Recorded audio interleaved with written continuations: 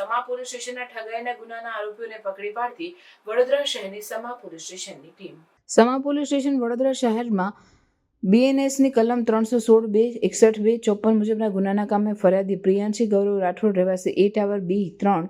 401 power grid Niketan Sama Savli road Sama Vadodara શહેરનાઓના પોતાના પતિનાઓની સોરાયસિસ નામની બીમારીની સારવાર કરાવવા માટે આરોપી ડોક્ટર વારસી તથા તેમના મળતિયાનાઓના વિરુદ્ધમાં પોતાના પતિના સારવારના બહાના હેઠળ અલગ અલગ સમયે પોતાની પાસેથી સારવાર અર્થે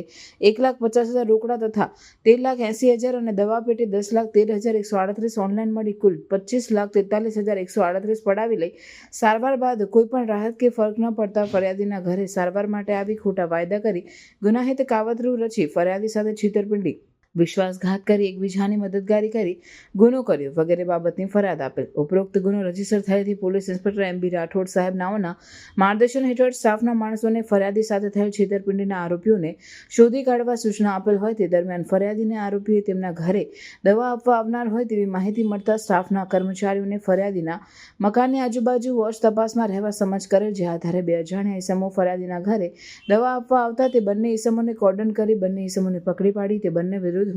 કાયદેસરની કાર્યવાહી કરેલ છે.